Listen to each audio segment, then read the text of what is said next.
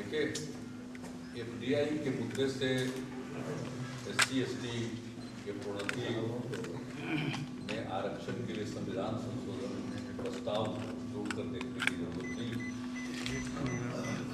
FDI एक ऐसा मुद्दा था जिसमें विभिन्न दलों ने अपनी राय सार्वजनिक रूप से जाहिर की थी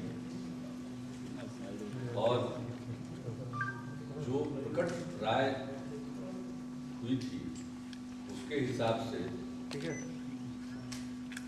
केंद्र की सरकार के लिए अपने एफडीआई के निर्णय को लागू करना कठिन है,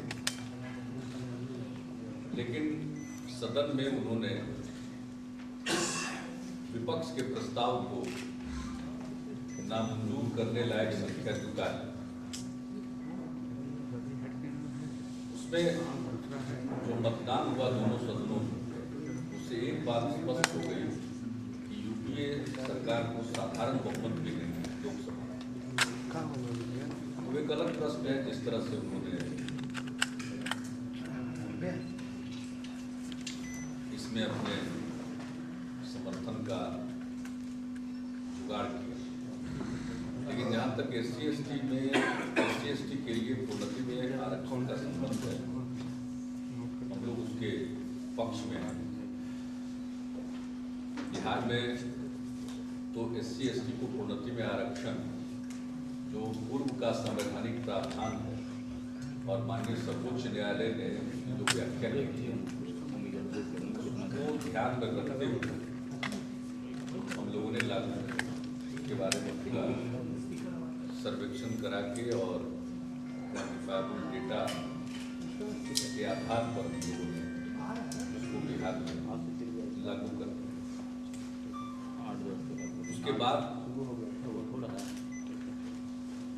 प्रोन्नति में आरक्षण के संबंध में आ रही कुछ कठिनाइयों को ध्यान में रखकर जो भी केंद्र सरकार का प्रस्ताव है प्रमोशन में आरक्षण के सिलसिले में हम लोग उसका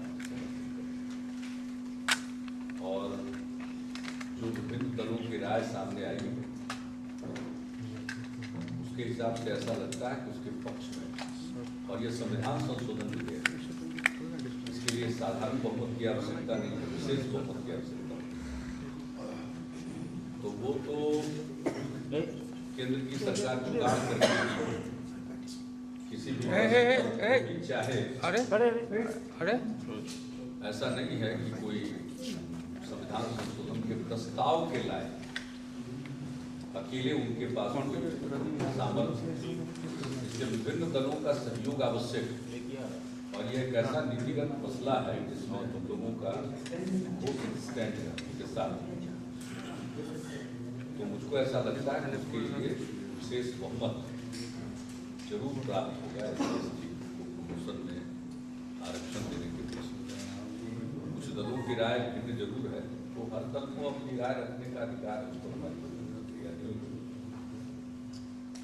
लेकिन आमतौर पर इसके पक्ष में विभिन्न दलों ने अपनी राय रखी,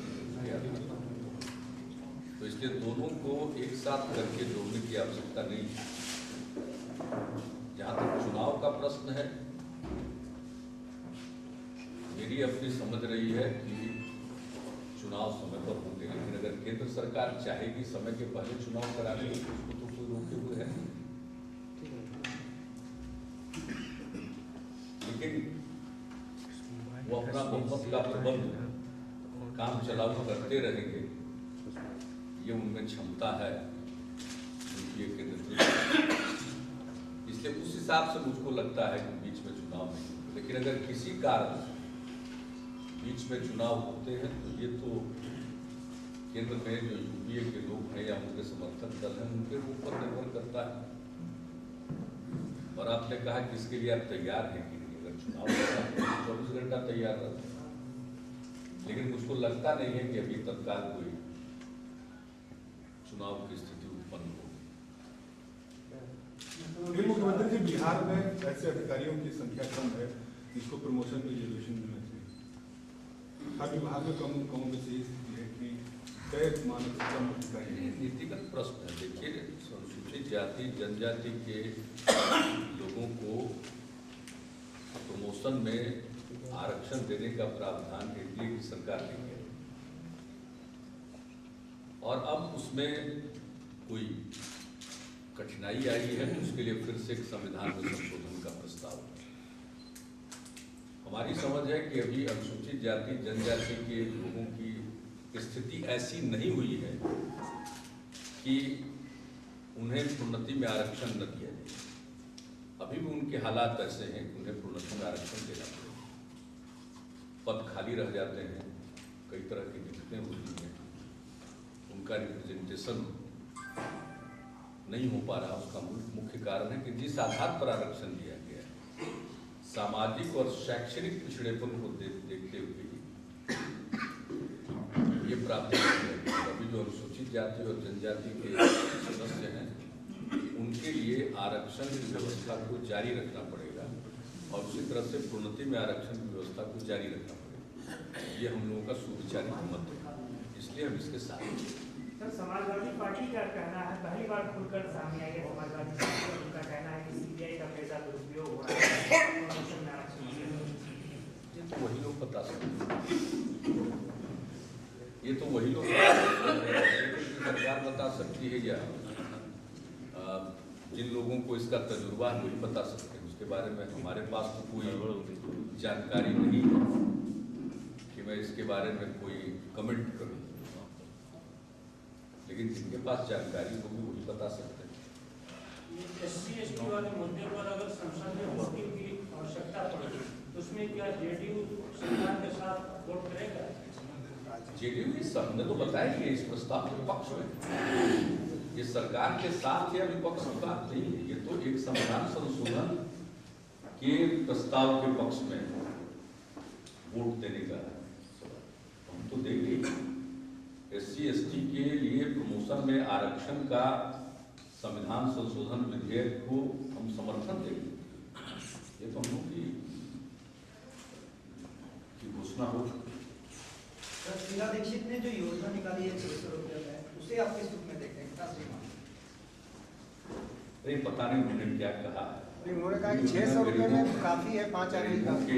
गरीबों के लिए किसी को फायदा पहुंचाने की योजना राज्य सरकारें चलाती हैं, तो ऐसा करने में वो सक्षम है और किसी भी प्रकार की योजना कितनी भी सहायता दी जाए वो तो सही है, उस पर कोई प्रतिक्रिया नहीं। लेकिन एक बात जो मीडिया के माध्यम से जानने को मिली है कि 600 रुपया पर्याप्त है, तो अगर सिर्फ 600 रुपये पर 5 व्यक्ति के खाने पीने का इंतजाम के बारे में अगर कहा जाए तो ये तो नामुमकिन है। 5 व्यक्ति के परिवार का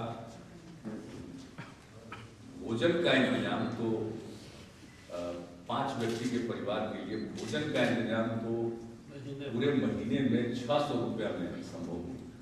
उन्होंने क्या कहा, लेकिन जो बात सामने आई है तो एक परिवार का अगर 5 सदस्य मान लिया जाए, 600 रुपया महीना मान लिया जाए तो एक व्यक्ति पर 120 रुपया, इसका मतलब 4 रुपया प्रतिदिन। तो 4 रुपया प्रतिदिन में तो मुझको नहीं लगता है कि किसी का भोजन हो सकता है किसी व्यक्ति का। लेकिन उन्होंने क्या कहा, किस संदर्भ में कहा, ये तो मुझको मालूम।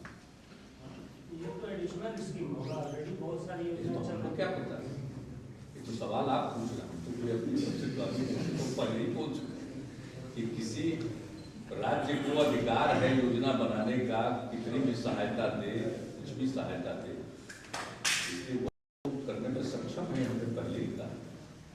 लेकिन जिस विषय पर प्रतिक्रिया आप मांग रहे हैं, 600 रुपये एक परिवार पूरे माह का भोजन, तो 600 रुपया में एक परिवार का पूरे माह का भोजन 5 सदस्यों का संभव नहीं है, इसलिए वो स्पष्ट रूप से कहा। लेकिन उन्होंने क्या कहा, और वो सहायता पूरे परिवार के भोजन के लिए है और वो उसी सहायता पर परिवार निर्भर रहेगा या नहीं रहेगा, ये बातें तो स्पष्ट नहीं है। हमने कोई सुना ही नहीं है उनको बोलते हुए, इसलिए उस पर कुछ कह नहीं सकते। गुजरात में रिकॉर्ड तोड़ वोटिंग हो रही है, क्या माने हैं?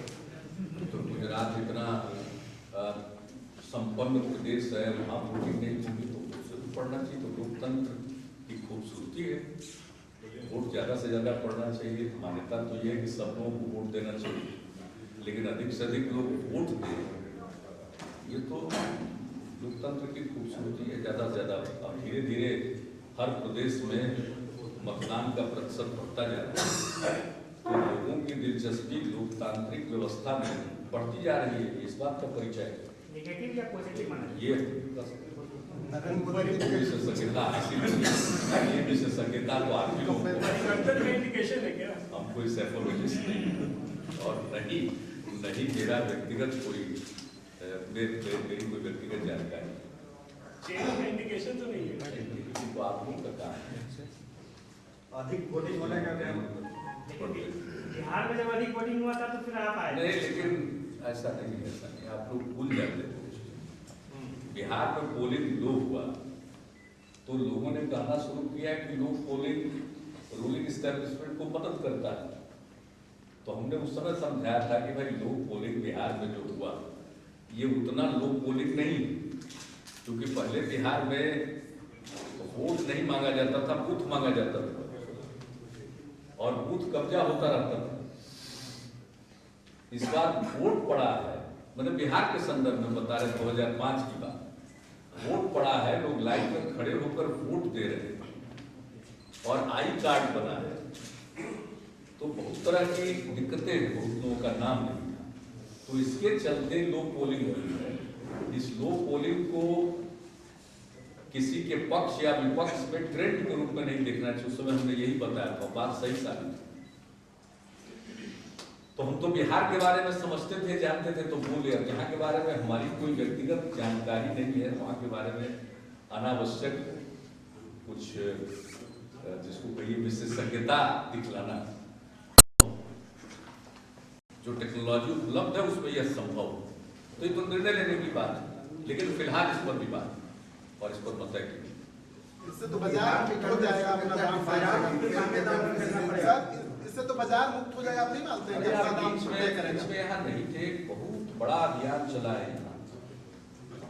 केंद्र की सरकार बिहार में मात्र 67 लाख परिवारों को गरीबी रेखा के नीचे मानती रही है और हमने उन्हीं के मापदंडों पर जो सर्वेक्षण कराया और उसका पुनरीक्षण कराया तो बिहार में 1,40,00,000 परिवार गरीबी रेखा के नीचे।